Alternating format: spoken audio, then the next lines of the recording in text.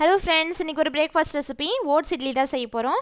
oatsல எப்பவுமே ரெகுலரா கஞ்சி மாதிரி செஞ்சு குடிக்கிறதுக்கு பதிலா கொஞ்சம் டிஃபரண்டா அந்த மாதிரி இட்லியும் செஞ்சு சாப்பிடலாம். ரவா இட்லி மாதிரி தான் டேஸ்ட் ரொம்ப நல்லா இருக்கும். இப்போ வாங்க இது எப்படி செய்யறதுன்னு பார்க்கலாம். கீர்த்தி சௌமிஸ் கிச்சனை ஃபர்ஸ்ட் டைம் பார்க்குறீங்கன்னா ரெட் கலர் சப்ஸ்கிரைப் பட்டனை கிளிக் பண்ணிட்டு பக்கத்தில் இருக்க பெல் ஐக்கானில் ஆல் கொடுத்துக்கோங்க. என்னோட வீடியோஸ்லாம் பிடிச்சிருந்துச்சுன்னா லைக் பண்ணுங்கள், கமெண்ட் பண்ணுங்கள், ஃப்ரெண்ட்ஸ் அண்ட் ஃபேமிலிக்கு ஷேர் பண்ணுங்கள். இப்போ வாங்க வீடியோக்குள்ளே போகலாம். ஃபஸ்ட்டு இட்லிக்கு ஓட்ஸை வறுத்துக்கலாம். ஸ்டவ் ஆன் பண்ணி வானல்ல இந்த கப்பில் 2 கப் அளவுக்கு இன்ஸ்டன்ட் ஓட்ஸ் எடுத்திருக்கேன். இப்போ லோ ஃப்ளேமில் வச்சுட்டு ஒரு 2 நிமிஷம் இந்த ஓட்ஸ் நல்லா வறுபட்டு வாசம் வர மாதிரி வறுத்துக்கலாம். ஹை ஃப்ளேமில் வச்சிடக்கூடாது, லோ ஃப்ளேம்லேயே வச்சு அந்த ஓட்ஸோட வாசனை வர வரைக்கும் வறுத்துக்கலாம். இப்போது ஸ்டவ் ஆஃப் பண்ணிவிட்டு ஒரு 5 மினிட்ஸ் நல்லா ஆறினதுக்கு அப்புறமா மிக்ஸி ஜாரில் போட்டு அரைச்சிக்கலாம். நல்லா ஃபைன் பவுடராக அரைச்சி எடுத்துக்கணும்.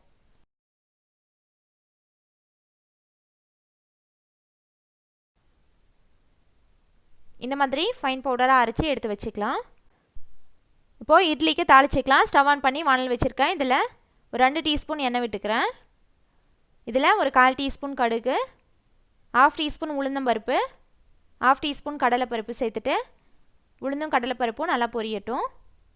லைட்டாக கலர் சேஞ்ச் ஆனதுக்கப்புறமா இதில் 1/4 டீஸ்பூன் சீரகம், 1/4 டீஸ்பூன் துருவன இஞ்சி, ஒரு பச்சை மிளகாய் நல்லா பொடியாக கட் பண்ணி சேர்த்துக்கிறேன். இதில் ஒரு கொத்து கருவேப்பிலை சேர்த்துட்டு இதை நல்லா வறுத்துக்கலாம். இந்த ஓட்ஸ் இட்லிக்கு இஞ்சியோட ஃப்ளேவர் ரொம்ப நல்லாயிருக்கும். கண்டிப்பாக துருவி கொஞ்சமாக சேர்த்துக்கோங்க. இப்போ இதில் 1/4 டீஸ்பூன் பெருங்காயப்பொடி சேர்த்துக்கிறேன். ஒரு மீடியம் சைஸ் கேரட்டு இந்த மாதிரி துருவி சேர்த்துக்கிறேன். நீங்கள் கேரட்டுக்கு பதிலாக வெங்காயம் கூட நல்லா பொடியாக கட் பண்ணி சேர்த்துக்கலாம். ஓட்ஸ் இட்லியில் கேரட் சேர்த்தோன்னா டேஸ்ட்டே நல்லாயிருக்கும். இது லைட்டாக ஒரு நிமிஷம் வதக்கி விட்டுட்டு இதுக்கு கொஞ்சமாக உப்பு சேர்த்துக்கிறேன். உப்பு சேர்த்து இதை நல்லா மிக்ஸ் பண்ணி விட்டுடலாம். இப்போது இதில் ஓட்ஸ் எடுத்தோம்ல அதே கப்பில் 1 கப் அளவுக்கு ரவை சேர்த்துக்கிறேன். வெறும் ஓட்ஸ் மட்டும் சேர்த்தோம்னா வளவலன்னு இருக்கும். அதனால் ரவை சேர்த்து தான் செய்யணும். அப்போ தான் நம்மளுக்கு கொஞ்சம் இட்லி சாஃப்டாக இருக்கும். லோ ஃப்ளேமில் ரவையை ஒரு 2 நிமிஷம் வறுத்து விட்டுக்கலாம். இப்போ இதில் நம்ம வறுத்து அரைச்சி வச்சுருக்கோம்ல அந்த ஓட்ஸு சேர்த்துக்கிறேன். இதையும் ஒரு நிமிஷம் லைட்டாக அந்த ரவை கூடயே சேர்த்து மிக்ஸ் பண்ணி விட்டுக்கலாம். லோ ஃப்ளேமில் வறுத்துட்டு ஸ்டவ் ஆஃப் பண்ணிடுங்க. இது ஒரு 5 நிமிஷம் நல்லா ஆறட்டும். நெக்ஸ்ட்டு இட்லி மாவு கலந்துக்கலாம். இப்போது இந்த வறுத்து வச்சுருக்க பவுடரை இன்னொரு பாத்திரத்தில் போட்டுக்கிறேன். இதில் நம்ம ஓட்ஸ் எடுத்தோம்ல அதே கப்பில் 1 கப் அளவுக்கு தயிர் சேர்த்துக்கலாம். புளிக்காத ஃப்ரெஷ்ஷான தயிராக சேர்த்துக்கோங்க. அதே கப்பில் 1 கப் தண்ணி சேர்த்துட்டு இதை நல்லா கலந்துக்கலாம். ஓட்ஸும் ரவையும் நல்லா தண்ணி இழுக்கும். அதனால் நம்ம கொஞ்சம் கொஞ்சமாக பார்த்துட்டு தண்ணி சேர்த்துக்கலாம்.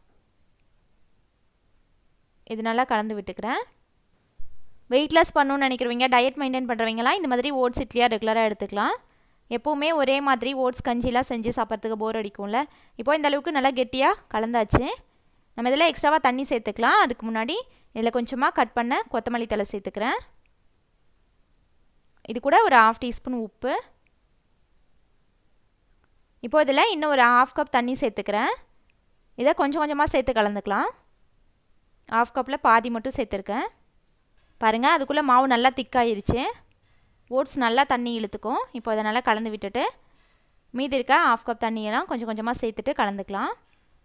அவ்வளோதான், நான் 1/2 கப் தண்ணியும் சேர்த்துட்டேன். டோட்டலாக 1/2 கப் தண்ணி சேர்த்துருக்கேன். நார்மல் இட்லி மாவை விட ஓட்ஸ் இட்லி ரவா இட்லிக்கெலாம் மாவு இந்த அளவுக்கு திக்காக இருக்கணும். இப்போ இதை ஒரு 20 மினிட்ஸ் அப்படியே வச்சிடலாம். இது நல்லா ஊறட்டும் ரவை. இப்போ பாருங்கள், 20 மினிட்ஸ்க்கு அப்புறம் மாவு இந்த அளவுக்கு நல்லா திக்காயிருச்சு. இப்போ இதில் ஒரு 2 டேபிள் ஸ்பூன் மட்டும் தண்ணி சேர்த்துட்டு இதை கலந்துக்கிறேன்.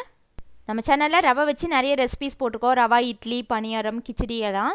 அந்த வீடியோஸோட லிங்க் எல்லாம் டிஸ்கிரிப்ஷனில் இருக்குது, பார்க்காதவங்க பாருங்கள். ரவா இட்லியோட டேஸ்ட் ரொம்ப சூப்பராக இருக்கும். கண்டிப்பாக ட்ரை பண்ணி பாருங்கள். லாஸ்ட்டாக இதில் ஒரு 1/4 டீஸ்பூன் சோடா உப்பு சேர்த்துக்கிறேன். நீங்கள் இதுக்கு பதிலாக ஈனோ கூட சேர்த்துக்கலாம். சோடா உப்பு கண்டிப்பாக சேர்க்கணும். அது சேர்க்கலைன்னா ரொம்ப கட்டியாக இருக்கும் இட்லி. இப்போது அதை நல்லா கலந்து விட்டுட்டு இதை தட்டில் ஊற்றிக்கலாம். இட்லி துணியை தண்ணியில் நனைச்சிட்டு இட்லி தட்டு மேலே போட்டிருக்கேன். தண்ணியில் நனைச்சிட்டோன்னா இட்லி எடுக்கிறதுக்கு கொஞ்சம் ஈஸியாக இருக்கும். இப்போது ஒவ்வொரு குழியிலையும் ஒரு முந்திரி பருப்பு வச்சுருக்கேன். இது ஆப்ஷனல் தான், இல்லைன்னா பரவாயில்ல. இப்போது எல்லா குழியிலையும் மாவு கம்மியாக ஊற்றிக்கணும், ரொம்ப அதிகமாக ஊற்ற வேணாம். இந்த அளவுக்கு இருந்தால் போதும். இப்போது இன்னொரு பிளேட்லேயும் ஊற்றிக்கிறேன். நான் எடுத்த அந்த 2 கப் ஓட்ஸு 1 கப் ரவைக்கு 10 இட்லி வந்துச்சு. இந்த மாதிரி மீடியம் சைஸில் எல்லா குழியிலையும் ஊற்றினதுக்கப்புறமா இப்போ தான் இட்லி பாத்திரத்தில் வச்சு வேக வச்சுக்கலாம். தண்ணி நல்லா கொதிச்சதுக்கப்புறமா இட்லி தட்டை உள்ளே வச்சுட்டு மீடியம் ஃப்ளேமில் ஒரு 10 இல்லைனா 15 நிமிஷம் வேக வச்சோன்னா போதும். இந்த ஓட்ஸ் இட்லிக்கு தேங்காய் சட்னி, தக்காளி சட்னி, சாம்பார் எல்லாமே சைட் டிஷ்ஷாக வச்சுக்கலாம். அவ்வளோதான். ஒரு 10 மினிட்ஸ்க்கு அப்புறம் இது நல்லா வெந்துருச்சு. இப்போ தான் பிளேட்லேருந்து எடுத்துக்கலாம். இந்த மாதிரி லைட்டாக மேலே கிராக் வந்திருக்கும். எடுத்து பிளேட்டில் வச்சுக்கலாம். அவ்வளோதான், நம்மளோட ஓட்ஸ் இட்லி சூப்பராக ரெடி ஆயிடுச்சு. நல்லா உள்ளேயும் சாஃப்டாக தான் இருக்கும், வெந்திருக்கும். இந்த ரெசிபி நீங்களும் ட்ரை பண்ணிவிட்டு ஃபீட்பேக் கமெண்ட்ஸில் சொல்லுங்கள். இந்த வீடியோ பிடிச்சிருந்துச்சின்னா லைக் பண்ணுங்கள், ஷேர் பண்ணுங்கள். கீர்த்தி சௌமிஸ் கிச்சனை சப்ஸ்கிரைப் பண்ணுங்கள். தேங்க்ஸ் ஃபார் வாட்சிங்.